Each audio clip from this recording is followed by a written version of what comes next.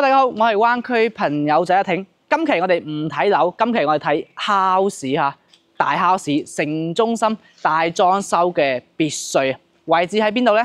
西區彩虹片區中旅彩虹嘅一個別墅產品。今期咧真正係清盤大清盤，最後6間別墅係啦，連佢哋嘅寶貝啊樣板間咧都攞出嚟要賣啦。咁今期咧我哋有2 part 嘅，一 part 咧就拍現時佢依家賣嘅產品嚇樣板間，總價600萬，全屋裝修，一共4層啦嚇。另外一 part 咧就會拍翻依家目前中彩虹賣住最平嘅一個別墅，中間嘅別墅，總價咧392萬，你就可以買得一間 OK 黃中大靜嘅一個別墅啦。咁其實講開中嘅彩虹，其實好多街坊嚇，應該呢半年咧都係揼晒心口。點解啊？因為中旅彩虹嘅一個高層洋樓啦嚇，喺6月份嗰下咧就已經全部敷清晒，已經全部賣晒嘅，所以後期有啲街坊想再去研究下中旅彩虹嗰啲高層賣晒，可惜咁啊，只可以揀其他咁樣啦。咁再加上啦，而家中旅彩虹咧亦都迎嚟佢最後嘅拍啦，最後嘅6間別墅啦，再加埋而家4期中旅彩虹新苑嘅一個4期嘅一個街鋪產品啦。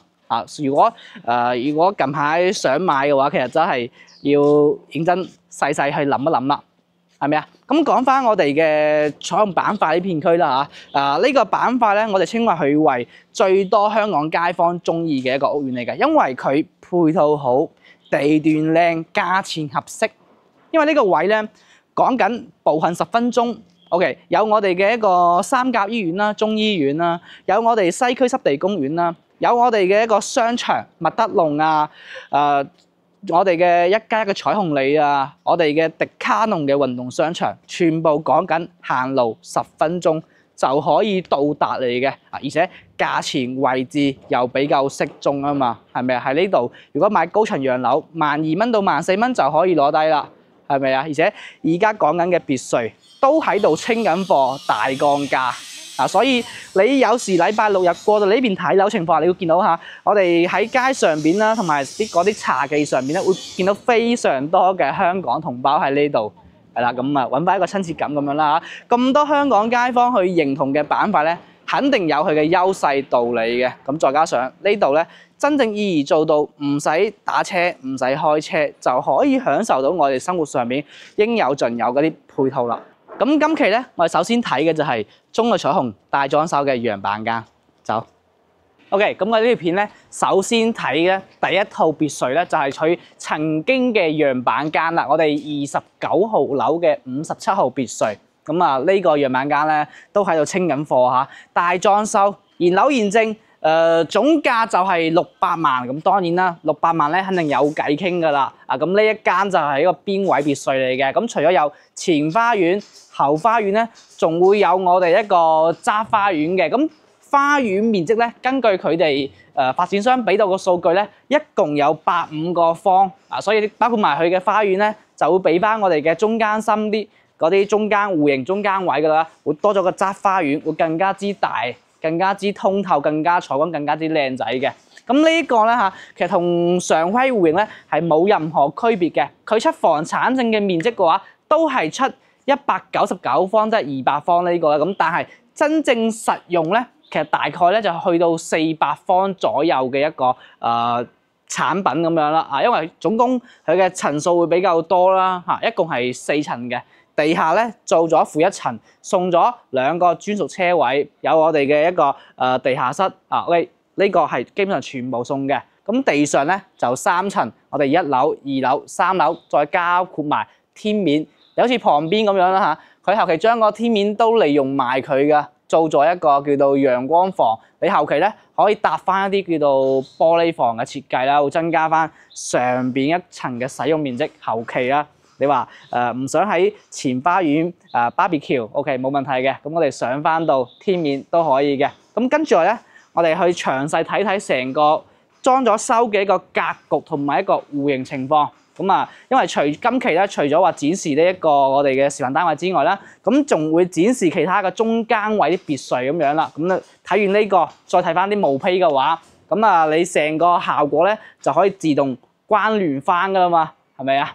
OK， 咁啊呢個咧我哋嘅1樓嘅主大門位置嚟嘅，呢個就係咁後期咧，其實可以改動嘅，因為交俾你咧，你話除咗呢間之外，其餘全部都係毛坯交收嘅。你後期想去發揮改動，你只要唔會改到嗰啲大嘅啲梁啊柱之外，其他全部都可以揼，全部都可以改造嘅。啊，別墅咧有一個好處就係根據翻你嘅諗法，同你 design 去溝通過之後，完完全全一個啱晒你心水嘅一個產品，有一個好處係咁樣啦。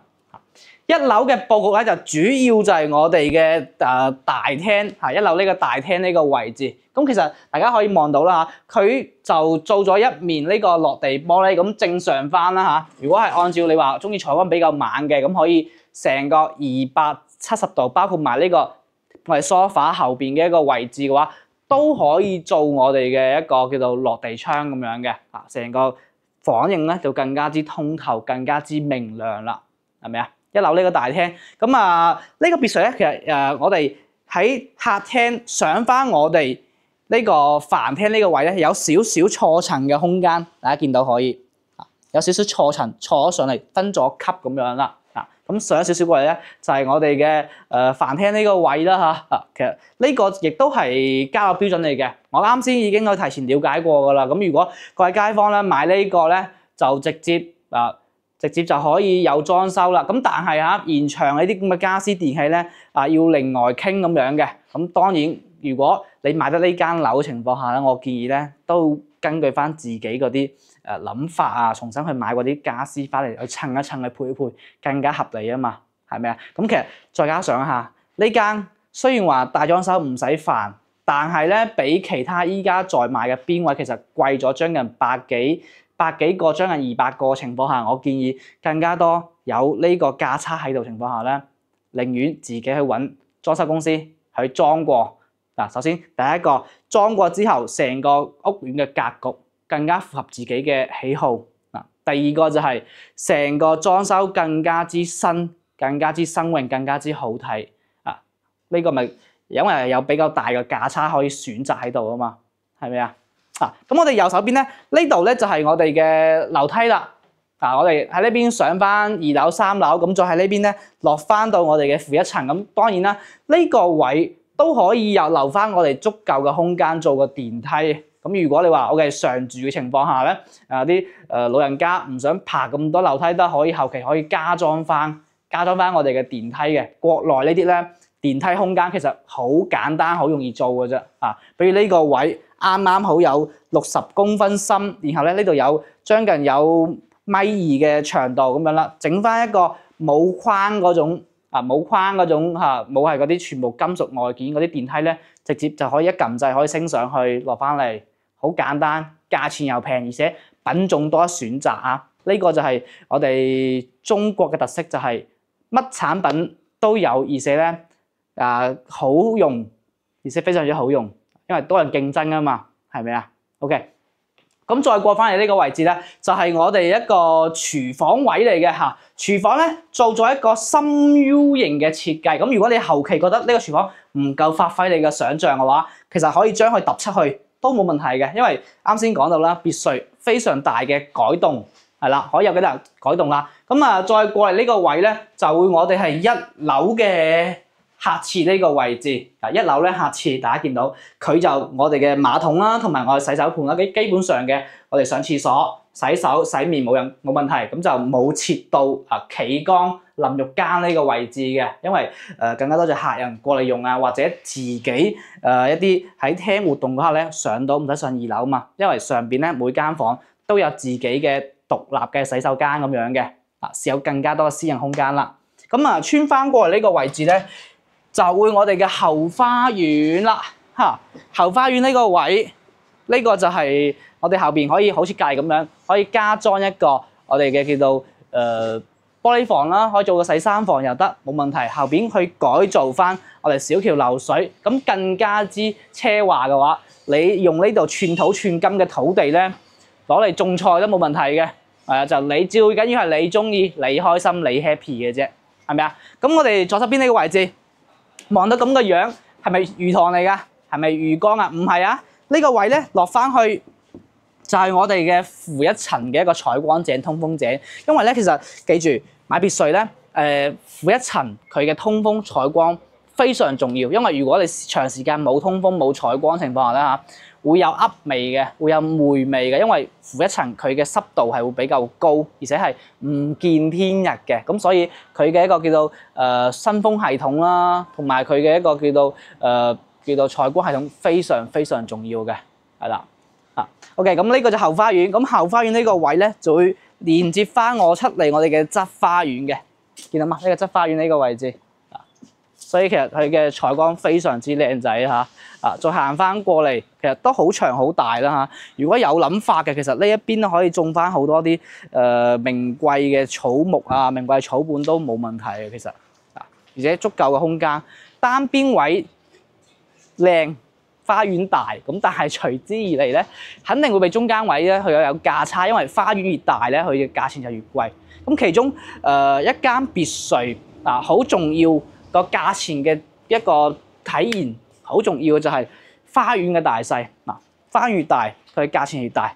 咁我哋又喺後邊兜咗翻過嚟啦，前邊個位係咪啊？OK， 咁我哋一共4層嘅產品啦。我哋先落翻去睇翻我哋嘅一個負一層先，一個影音間、娛樂間咁啊 OK， 跟住我哋嘅鏡頭轉翻落去，咁大家其實可以見到啦呢個中國彩虹佢嘅別墅佢嘅樓級咧、石級咧，其實係比較緩嘅，比較緩慢嘅，因為咧佢做咗3級石級，甚至咧係4級石級咁樣，就唔會話一層，因為佢係3米幾高啊嘛，係咪啊？咁如果係齋做兩層石級過去咧，就會好斜啦。咁如果分咗3級，咁佢就緩解咗成個坡度啊嘛，係咪啊 ？OK， 落翻嚟我哋中間呢個位置，大家見到啊嘛？呢個位咧做咗我哋嘅一個品酒室、一個吧台啦。咁後期咧你紅酒啊、whisky 啊，係咪啊？嗰啲 XO 啊，冇問題擺喺度。咁其實負一層咧，好多人就會將呢度做一個影音室啊，攞嚟擺低自己嘅愛好，喺度完成自己嘅愛好嘅地方嚟嘅。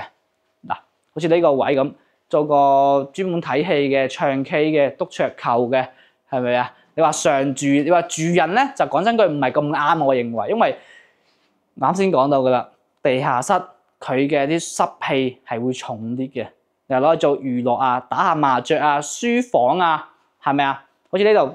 我聽下音樂帶俾我哋嘅一個叫做快樂，幾好啊，係咪啊？好似呢度咁樣擺咗一架杜卡迪嘅大魔鬼喺度。如果你中意玩摩托車嘅，咁後期咧呢個位仲可以變成你嘅一個改裝車房都冇問題嘅，係嘛？如果中意玩摩托車，如果你中意玩機車嘅、玩單車嘅、去騎行嘅、去踩單車嘅都冇問題，因為後期呢度就係你嘅一個愛好空間。係咪啊？咁再過嚟呢個位咧，就係車房位置嚟嘅。咁車房咧同樣會出房產證嘅。咁呢度咧就可以擺低2台小車喺呢度啦，而且獨立車房。因為喺後邊呢個捲簾門嘅後邊咧，就係成個小區嘅一個我哋叫做地庫啦嚇。中國彩虹有一個好處就係咧，佢同傳統嘅別墅有少少區別，就係佢一樓。係花園啦嚇，花園樓咧係冇車嘅，係唔可以通車嘅。佢全部都行地庫，呢個優勢喺呢度啦。咁再過嚟啦，左手邊呢度咧會有我哋嘅洗衫房設咗喺呢度，然後再過嚟呢個位咧做咗一個影音室咁樣啦。後邊有投屏，咁呢度咧平時咧可以攤住喺度睇電視，瞓住睇電視，然後呢個位抬頭望上去。啱先展示嘅，我哋啱先嘅1樓嘅採光井，係吧？咁做呢邊咧，再做咗一個廁所沖涼房 ，OK， 馬桶，然後咧我哋嘅洗手位置咁點解會做咗個沖涼房喺度咧？其實好似講話齋，啱先如果你係做車嘅改裝車嘅，身水身汗啊嘛，沖個涼翻上去休息下，係咪啊？或者你將個地下室做成你專屬嘅健身房，我做翻力量運動啦，舉下啞鈴啦，舉一加鐵片啦，係咪啊？做下啲瑜伽啊、普拉提啊，身水身汗啊，沖完涼之後歇一歇，睇個電影，再翻上去，幾好啊？係咪啊？有私人空間啊嘛，係啦。而家上翻我哋二樓先，上翻我哋二樓呢個位置。咁二樓咧佈局比較簡單嘅，兩間房，左右兩邊，係啦，左右兩邊。咁我哋先睇左手邊咧，一間房衣櫃，呢間做咗兒童房嘅。咁我哋就簡單介紹下呢邊嘅格局同埋佈置。因為咧，跟住落去咧，我哋有一個完完全全嘅一個毛坯樓去俾大家睇嘅。嗱，先等我睇出先，冇問題。呢間房咧仲帶咗廁所噶啦，套房嚇，乾濕分離嘅佈局，唔使講太多啦嚇。咁再過嚟咧，呢邊特色就係咧，佢兩間房咧都有個私家露台喺呢度嘅。嗱，睇睇呢邊可以搭翻出嚟做個陽光房，增加翻成間房嘅使用空間，係啦。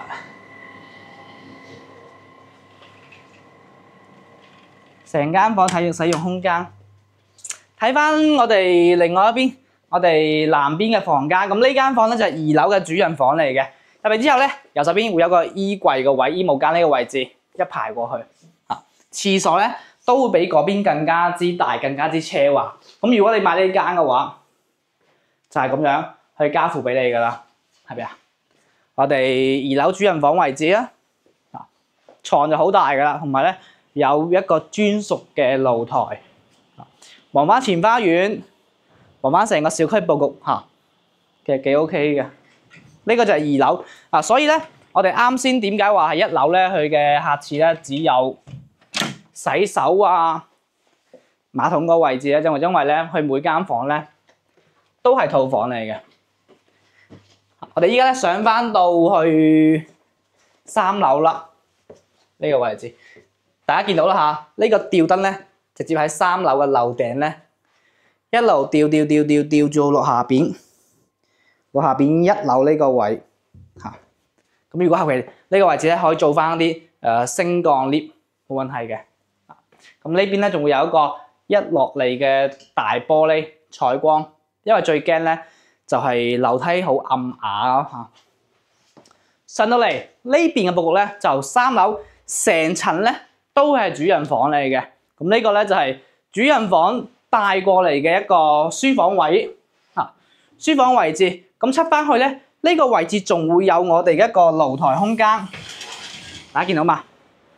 露台空間。咁呢個位置咧，仲可以向外推出到紅色外牆磚嗰個位置，增加翻成個露台啦。嗱，因為別墅咧，其實七證嘅面積唔係好多，但係咧佢贈送嘅面積咧就比較多嘅。所以點解話199呢個七證面積可以做4層單位？因為佢送好多嘢咧係唔計入去嘅。最後主人房嘅一個休息區啦嚇。休息區，女主人嘅梳妝區，然後右手邊咧同樣會有一排呢個衣帽間嘅位置。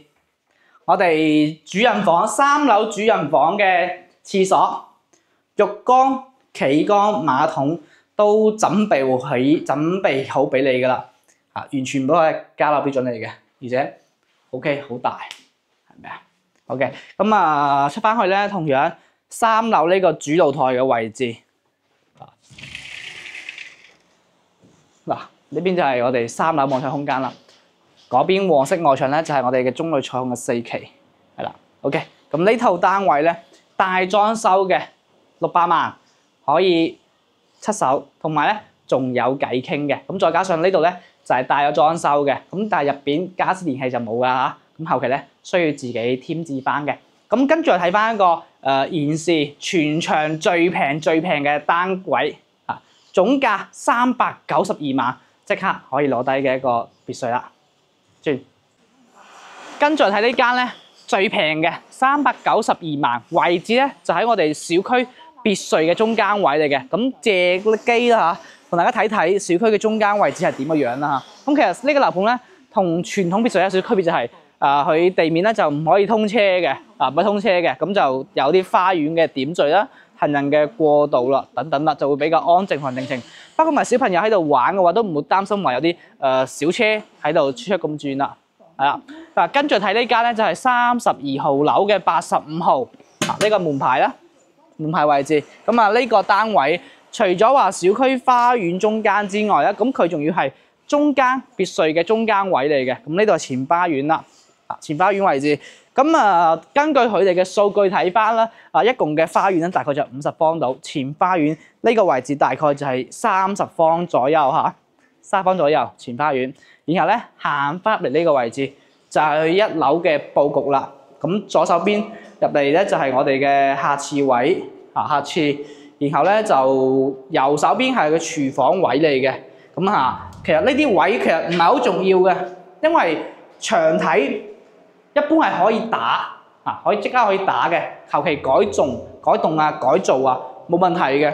我哋呢個位置就係飯廳空間啦。咁落翻嚟2級呢個位就係客廳，然後穿翻過嚟咧就係我哋嘅後花園啦。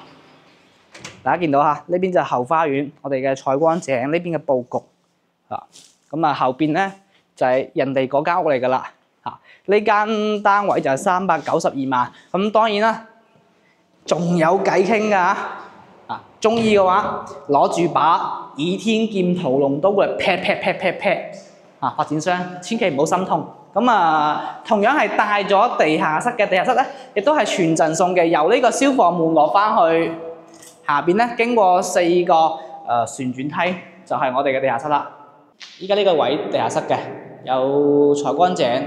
所以後期咧，呢邊就要注重佢嘅通風同埋採光。佢層高都比較高嘅，其實可以做隔層都冇問題嘅。我見我業主咧喺度裝咗啲攀爬嗰啲設備。OK， 上翻去。好啦，上翻嚟啦，就我哋上去睇睇2樓先。其實佈局咧同啱先嗰個一模一樣嘅，只不過咧就花園嘅大細之分咁樣啦嚇。咁嗰間就係裝修好，咁呢間咧就係毛坯嘅一個產品啦。同樣2樓咧2間房嘅佈局入上嚟之後咧，呢度1間房係1間房，然後大陽台我哋嘅廁所位。咁呢間就要充分發揮你嘅想像力，同埋咧揾翻一個同你靈魂契合嘅 designer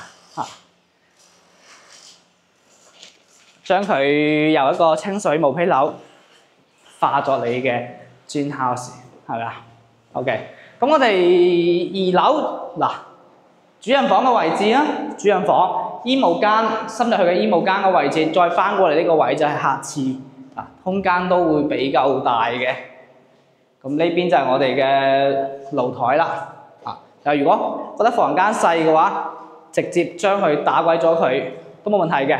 咁最後間房好重要，我覺得真係要講一講，因為咧一樣喺地面3層嘅，哇！呢個鋼筋靚喎，我唔諗冇生鏽。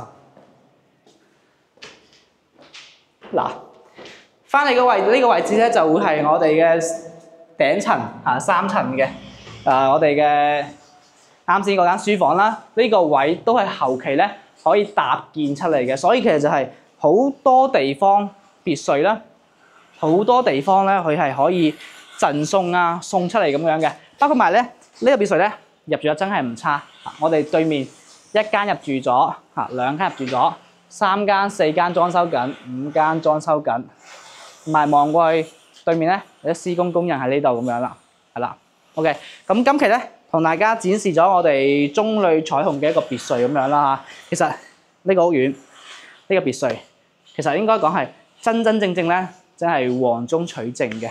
喺小區內籠入邊咧，其實真係好安靜、好舒服。除咗聽到啲現場有些少裝修聲之外，基本上聽唔到嗰啲我哋城市嘅喧鬧聲啦嚇，車輛嘅噪音咁樣啦嚇。再加上今期清盤大搞作啦，價錢咧比之前係平咗好多落嚟，將近平咗100幾200萬落嚟咁樣嘅。咁今期有裝修有毛坯選擇。如果近期咧各位街坊喺度揾緊大 house 大別墅其實呢個屋苑真係認真可以睇睇，可以望一望嘅，好嘛？今期節目咧就到呢度啦。如果有更加多想知道嘅啲關於呢個樓盤嘅資料資訊嘅話，OK， 麻煩 PM 下我哋，好嘛？今期節目到呢度，拜拜。